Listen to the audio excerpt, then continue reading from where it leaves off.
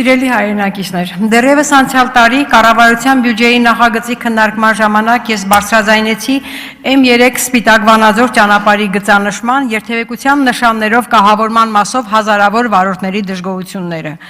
Այնուհետև նույն խնդրի վերաբերյալ արդեն գրավոր հարցում ուղարկեցի ՏԿ-ին, որին ի պատասխան ստացել եմ հետևյալ գրությունը.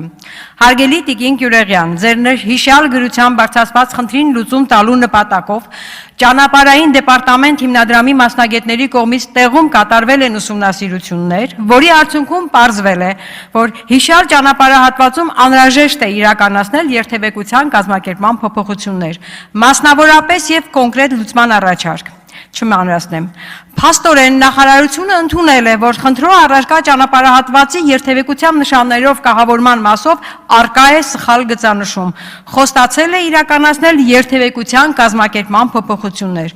Խոստացել են սխալն ուղղել, բայց երբ կլուծեն, չի նշվել։ Վարորդները ինչպես մինչև սխալ ընդունելը, այնպես էլ սխալն ընդունելուց հետո շարունակում են տուգանվել, շարունակում են մնալ տուգանքի մատերիալ։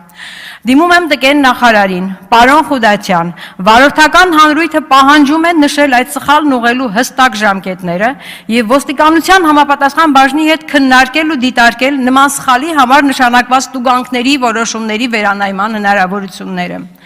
Նույն վիճակն է նաև վերին պտղնի 4-րդ փողոցի բնակելի տների դպրոցահասակ երեխաներին անվտանգ դպրոց հասցնելու նպատակով համապատասխան տրանսպորտային միջոց հատկացնելու հարցը մարզային կամ համայնքային ծրագրերի շրջանակներում կարգավորելու տարբերակը։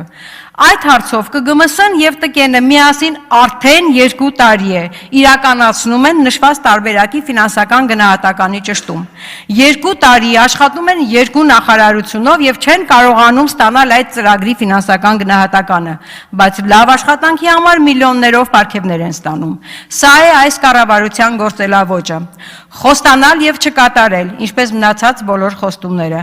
Խոստանալ ու գոռալ, թե Արցախը Հայաստան է ու վերջ, հետո Արցախը հանձնել Թուրքին։ Խոստանալ ու գոռալ, թե Հայաստանը ժողովրդավարության բաստիոն է, բայց երկիրը տանել դեպի բռնապետություն, խմբագրել ընտրությունների արդյունքները բռնապետիկի կապրիզով։ Խոստանալ ու գոռալ, թե երկիրը դարձրել են օրենքի գերակայության երկիր, բայց ամեն օր ոտնահարել մայր օրենքը սահմանադրությունը։ Խոստանալ ու գոռալ, թե Հայաստանի Հանրապետությունը ճանաչում է հայաստանյաց առաքելական Սուրբ եկեղեցու, որպես ազգային եկեղեցու բացառիկ առաքելությունը հայ ժողովրդի հոգևոր կյանքում եւ ամեն օր հոխորտալու հարձակվել նրա վրա։ Եկել է ժամանակը, եկել է հանրությանը ձեր տված խոստումների չկատարման բացատրությունների ժամանակը եւ այդ պատասխանը դրա դուք ստանալու եք։ Վահագն Ալեքսանյան